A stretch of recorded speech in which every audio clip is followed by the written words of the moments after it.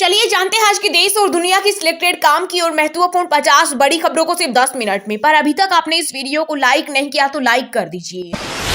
मोदी फिर से चुने गए एनडीए के नेता 9 जून को शाम 6 बजे हो सकता है पीएम पद का शपथ ग्रहण समारोह। कार्यक्रम में श्रीलंका, बांग्लादेश और नेपाल समेत 5 देशों के नेता होंगे शामिल। वहीं कांग्रेस अध्यक्ष मल्लिकार्जुन खड़गे बोले, इंडिया गठबंधन सही वक्त पर करेगा सही फैसला।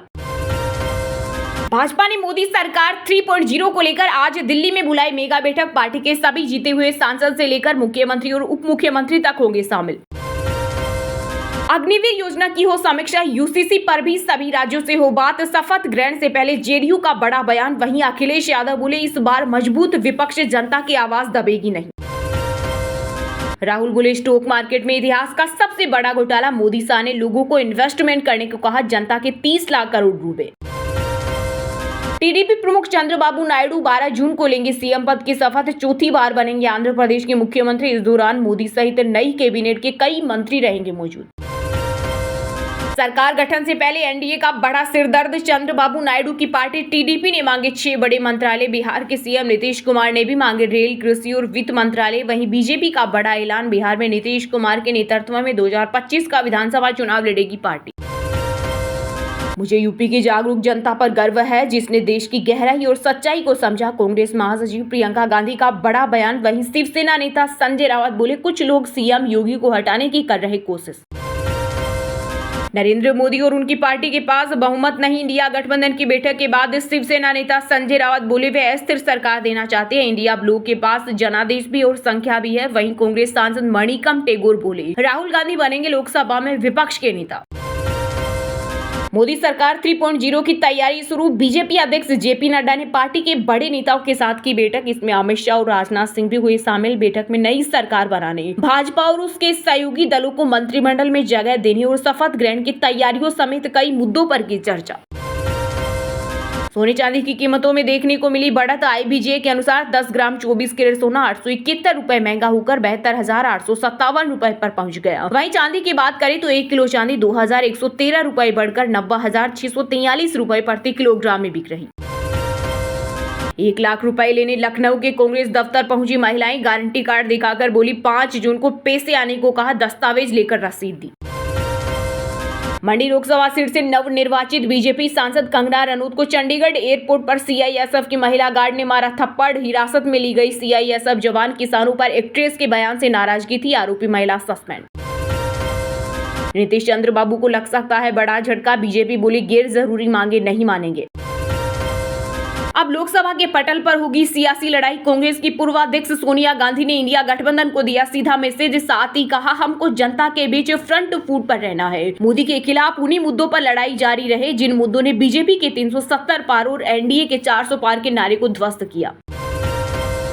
अयोध्या में बीजेपी की हार पर भड़के रामायण के लक्ष्मण। सुनील लहरी अयोध्या वासियों को बताया धोखेबाज। बोले, हिंदू वो कौम है जो ईश्वर प्रकट हो जाए तो उन्हें भी टुकड़ा दे। इतिहास गवाह है कि अयोध्या वासियों ने हमेशा अपने सच्चे राजा के साथ किया विश्वासघात।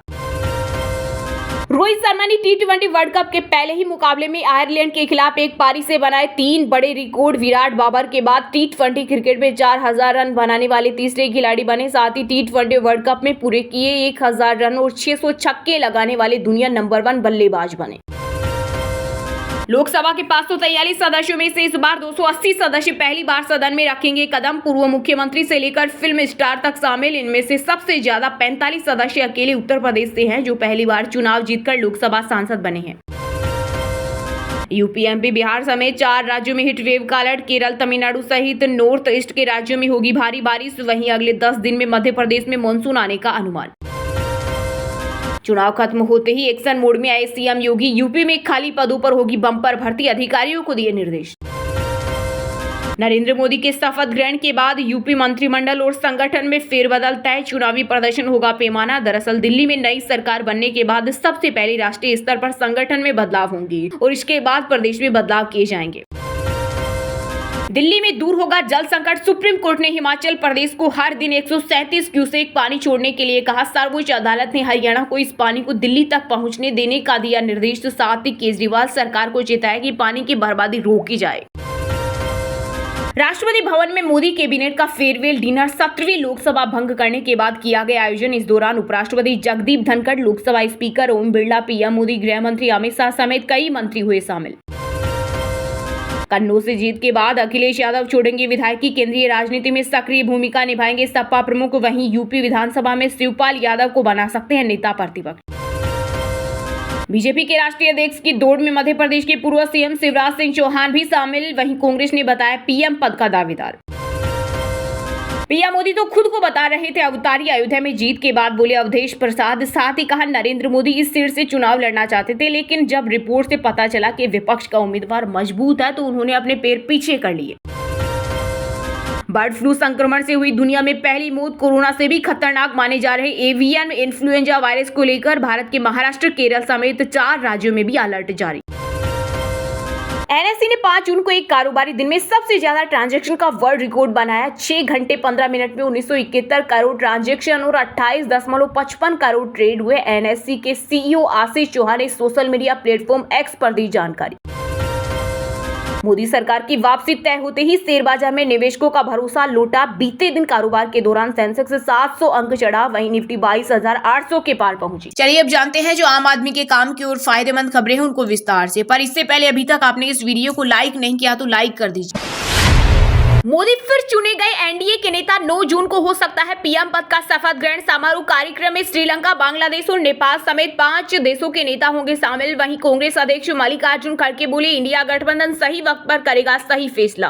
लोकसभा चुनाव के नतीजे के बाद एनडीए सरकार के शपथ ग्रहण की कवायद तेज हो गई है। शपथ ग्रहण की तारीख को लेकर नया अपडेट आया। सूत्रों के मुताबिक 8 जून की जगह अब 9 जून को शपथ ग्रहण समारोह हो सकता है। तीसरी बार पीएम पद की शपथ लेते ही नरेंद्र मोदी के नाम एक नया रिकॉर्ड भी जुड़ जाएगा। वे देश के दूसरे ऐसे नेता बन जाएंगे जो लगातार तीसरी बार चुनाव जीते और देश के पीएम बने। इससे पहले यह रिकॉर्ड जवाहरलाल नेहरू के नाम पर है। मोदी उनके रिकॉर्ड की बराबरी करेंगे। इस समारोह के लिए भारत के पड़ोसी देशों के लीडर्स को न्योता भेजा गया है। इनमें श्रीलंका के राष्ट्रपति रानिल विक्रमसिंघे, बांग्लादेश की पीएम शेख हसीना, नेपाल के पीएम प्रचंड समेत मॉरिशस और भूटान के नेता भी शामिल होंगे। वहीं मंत्रिमंडल को लेकर बैठकों का दौर चल रहा है। अमित शाह और राजनाथ सिंह समेत भाजपा के वरिष्ठ नेताओं ने नई सरकार के गठन को लेकर विचार विमर्श किया। साथ ही दलों को एडजस्ट करने पर मंथन किया जा रहा है। इससे पहले बुधवार को मोदी ने सत्तारूढ़ गठबंधन के सदस्यों के साथ एक बैठक की अध्यक्षता की। इस बैठक में मोदी को सर्वसम्मति से अपना नेता चुना गया। भाजपा के सहयोगी जनता दल के नेताओं ने भी पार्टी अध्यक्ष और बिहार के मुख्यमंत्री नीतीश कुमार के साथ विचार विमर्श किया है। हालांकि क्षेत्रीय पार्टी ने इस मुद्दे पर आधिकारिक तौर पर कुछ भी नहीं कहा है। वहीं कांग्रेस अध्यक्ष मल्लिकार्जुन खड़गे ने कहा फासिस्ट ताकतों के खिलाफ लड़ाई जारी रहेगी। हम सही समय पर सही कदम उठाएंगे जब लगेगा कि भाजपा सरकार लोगों की इच्छा के अनुसार सही कदम नहीं उठा रही। उन्होंने कहा कि हमारे गठबंधन को जबरदस्त समर्थन मिला है। लोगों ने भाजपा सरकार की नीतियों के खिलाफ जनादेश दिया है। खड़गे ने कहा 18वीं लोकसभा चुनाव का जनमत सीधे तौर से पीएम मोदी के खिलाफ है। चुनाव उनके नाम और चेहरे पर लड़ा गया था और जनता ने भाजपा को बहुमत न देकर उनके नेतृत्व के प्रति साफ संदेश दिया है। अग्निवीर योजना की हो समीक्षा, यूसीसी पर भी सभी राज्यों से हो बात। शपथ ग्रहण से पहले जेडीयू का बड़ा बयान। वहीं अखिलेश यादव बोले इस बार मजबूत विपक्ष, जनता की आवाज दबेगी नहीं। नरेंद्र मोदी के नेतृत्व में एक बार फिर एनडीए की सरकार बनने जा रही है। हालांकि इस बार भाजपा अपने दम पर बहुमत का आंकड़ा नहीं छू पाई। जेडीयू और टीडीपी की मदद से एनडीए सरकार चलने वाली है। वहीं मोदी सरकार के तीसरे कार्यकाल में सहयोगी दलों का असर शपथ ग्रहण समारोह से पहले ही दिखने लगा है। एनडीए की अहम सहयोगियों में एक जेडीयू ने सेना में भर्ती योजना, अग्निवीर और समान नागरिक संहिता को लेकर बड़ी बात कही है। जेडीयू नेता केसी त्यागी ने कहा कि अग्निवीर स्कीम पर फिर से विचार करने की जरूरत है। इसके साथ ही समान नागरिक संहिता पर सभी राज्यों से बातचीत की जानी चाहिए। जेडीयू नेता ने कहा कि अग्निवीर योजना का चुनाव विरोध में हुआ है। इस विरोध का असर लोकसभा चुनाव के नतीजों में भी देखने को मिला है। उन्होंने कहा कांग्रेस ने चुनाव में अग्निवीर को बड़ा मुद्दा बनाया था। कांग्रेस ने साफ कहा था कि सत्ता में आने के बाद अग्निवीर योजना को कूड़े के डब्बे में डाल देंगे। वहीं केसी त्यागी ने आगे जातिगत जनगणना का भी जिक्र किया। उन्होंने कहा कि देश में किसी भी पार्टी ने जाति आधारित जनगणना को ना नहीं कहा है। बिहार ने रास्ता दिखाया है। प्रधानमंत्री ने भी सर्वदलीय प्रतिनिधिमंडल में इसका विरोध नहीं किया। जेडीयू नेता ने आगे कहा जाति आधारित जनगणना समय की मांग है, हम इसे आगे बढ़ाएंगे। इस दौरान उन्होंने यह भी कहा कि कोई पूर्व शर्त नहीं है, बिना शर्त समर्थन है, लेकिन बिहार को विशेष दर्जा दिया जाना हमारे दिल में है। वहीं यूपी में शानदार प्रदर्शन के बाद सपा प्रमुख अखिलेश यादव ने कहा इस बार विपक्ष मजबूत और जनता की आवाज नहीं दबेगी। उन्होंने कहा समाजवादी पार्टी कभी भी अग्निवीर व्यवस्था सत्ता को स्वीकार नहीं कर सकती। उत्तर प्रदेश की जनता ने मुद्दे पर वोट दिया और जनता के मुद्दों पर चुनाव हुआ। अखिलेश ने कहा, बीजेपी की बड़ी हार यूपी में हुई है, जहां सवाल सरकार बनने का और न बनने का है तो सरकारें बना करती है और सरकारें गिरा करती है। सरकार में बहुमत न हो तो बहुत लोग को खुश करके बनाई जाती है।